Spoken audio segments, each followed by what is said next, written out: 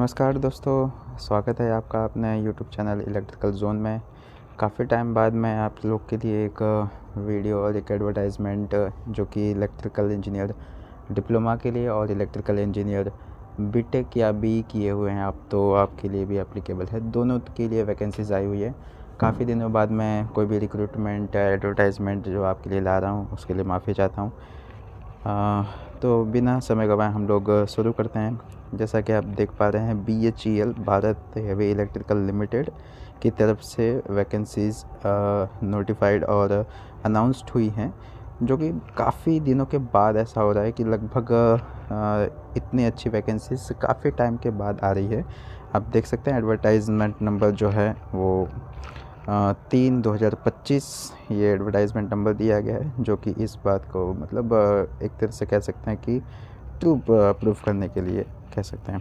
दूसरा, number of vacancies जो हैं वो भी काफ़ी अच्छी वैकेंसीज़ आई हुई है। ऐसा नहीं है कि एक या दो वैकेंसीज़ आई हुई है, और हर एक डिपार्टमेंट के लिए है। आप मैकेनिकल कंसिडर करिए, इलेक्ट्रिकल कीजिए, सिविल कीजिए, इलेक्ट्रॉनिक्स, केमिकल, मेट्रोलॉजिकल, सभी के सभी डिपार्टमेंट्स के लिए वैकेंसीज़ आई हुई हैं। एंड जिसका बाइफिकेशन इस तरह से दिया, टोटल 150 प्लस वैकेंसीज़ हैं इंजीनियर ट्रेनीज़ के लिए, जिसका मैकेनिकल्स के लिए 28 रिजर्व में 7 EWs, 20 OBC, SC, STU सब के लिए टोटल 70 वैकेंसीज़ हैं। इलेक्ट्रिकल के लिए आप देख सकते हैं 25 वैकेंसीज़ हैं, सिविल के लिए 25 हैं, इलेक्ट्रॉनिक्स के लिए 20 हैं। तो वैकेंसीज़ के नंबर्स काफ़ी अच्छे हैं। That will be good number, क्योंकि लगभग पहले भी कभी आती थी तो कुछ इतनी ज़्यादा वैकेंसीज़ नहीं आती थी।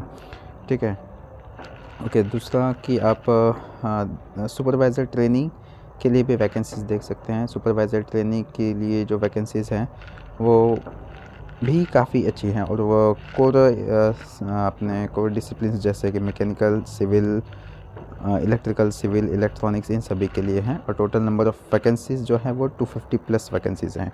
ठीक है, सो वैकेंसीज़ काफ़ी अच्छी हैं। और वैकेंसी जो हैं आपके टेंटेटिव प्लेस ऑफ पोस्टिंग भी यहाँ पे दिया गया है। सपोज टू भी आप इलेक्ट्रिकल में हैं तो आपके टोटल 55 वैकेंसीज़ हैं, एंड जो प्लेस ऑफ पोस्टिंग होगा वो Ranipet, Hyderabad, Bangalore, Haridwar, Bhopal, Vizag, that are very classic city.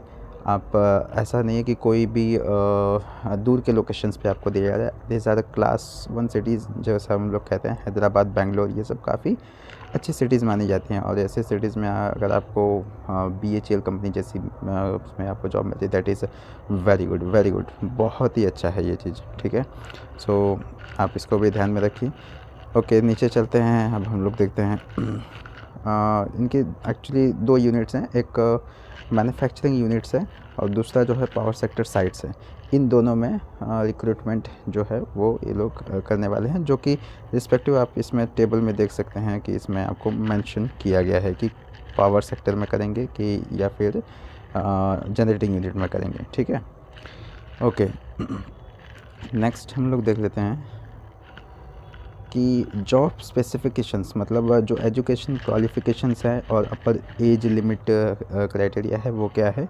सो अगर आप इंजीनियर ट्रेनी के लिए अप्लाई करते हैं तो उसके लिए एजुकेशनल क्वालिफ़िकेशन जो है वो बीटेक या बैचलर डिग्री इन इलेक्ट्रिकल और टेक्नोलॉजी फॉर फुल टाइम, जो कि हमारा 4 इयर्स का होता है, और 5 इयर्स का इंटीग्रेटेड ड्यूअल कोर्स, जिसमें कि बीटेक और एमटेक दोनों आ जाता है। मैकेनिकल, इलेक्ट्रिकल, सिविल, इन सभी के लिए एप्लीकेबल है।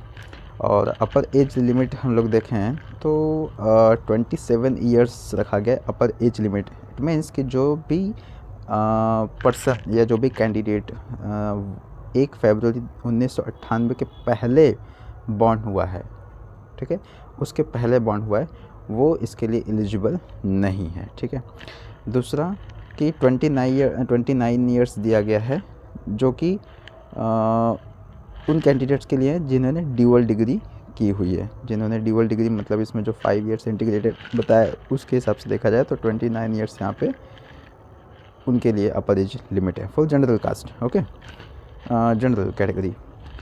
इसी तरीके से सुपरवाइज़र ट्रेनी जो कि डिप्लोमा के लिए है, उसके लिए 27 ईयर्स जो दिया गया है वो जनरल कैटेगरी, अनरिजर्व कैटेगरी के लिए है। दूसरा मिनिमम क्वालिफ़िकेशंस, मिनिमम जो वो है क्वालिफ़िकेशंस वो as well diploma engineering in particular discipline for particular time, जो कि 3 इयर्स का होता है अप्रोक्सीमेटली, ठीक है। और इसमें आपको बताया भी गया है कि 65% मार्क्स और equivalent CGPA in aggregate for general and SC/ST के लिए 60% मार्क्स दिया गया है, ठीक है। ओके, नेक्स्ट हम लोग देखते हैं इम्पोर्टेंट नोट। यहाँ पे इम्पोर्टेंट नोट में इन लोगों ने सिर्फ इतना बताया हुआ है कि अगर आपका जो परसेंटेज सिस्टम नहीं हो करके CGPA सिस्टम है, ठीक है, CGPA सिस्टम है, तो उस CGPA को इक्विवेलेंट परसेंटेज में कन्वर्ट करने के लिए एक यूनिवर्सिटी से फार्मूला दिया जाता है, ठीक है। सो वो फार्मूले का यूज़ करके आप उसको कन्वर्ट करके आप उसको मेंशन कर सकते हैं जब भी आप ऑनलाइन फॉर्म भरेंगे तब, ठीक है। ऑनलाइन फॉर्म जब भरेंगे तब उसमें आप इसको ये मेंशन करना रहेगा, ठीक है। उसके बाद हम लोग देख लेते हैं कि ये पर्टिकुलर डिसिप्लिन में कौन से कोर्सेज़ जो हैं वो एप्लीकेबल हैं। कि सपोज़ आपने मैकेनिकल इंजीनियरिंग किया है, लेकिन उसके अलावा भी अगर आपने कुछ किया है, जैसे इंडस्ट्रियल पेट्रोकेमिकल इंजीनियरिंग में इंडस्ट्रियल इंजीनियरिंग जो कि मैकेनिकल के इक्विवेलेंट हैं, तो ये सारी डिग्री अगर आपने की हुई है तो भी आप एप्लीकेबल हैं।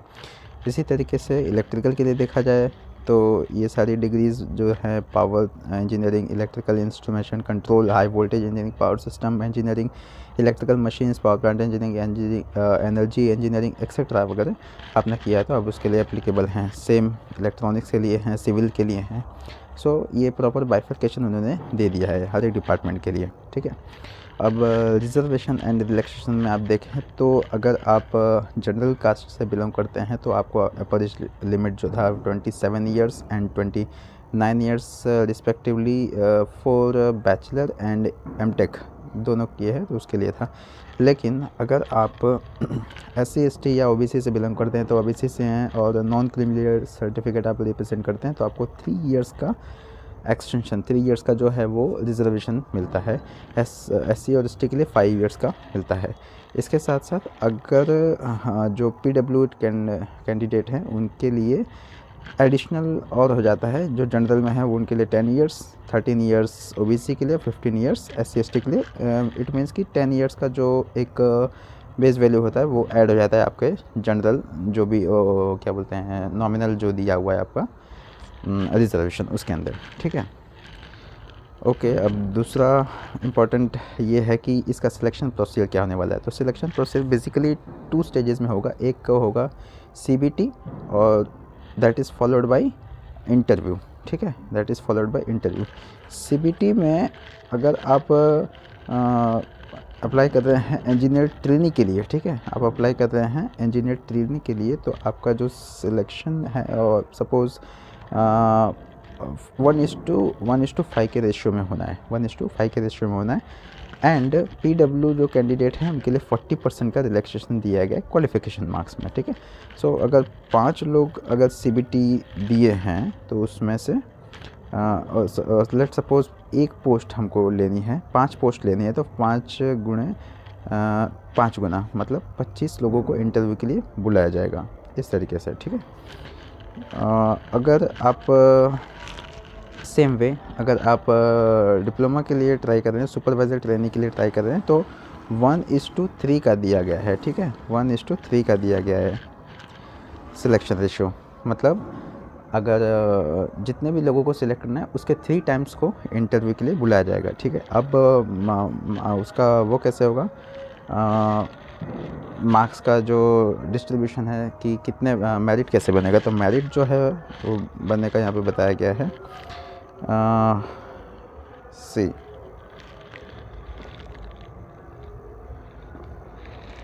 मेरिट का 1 मिनट चलो देखिए।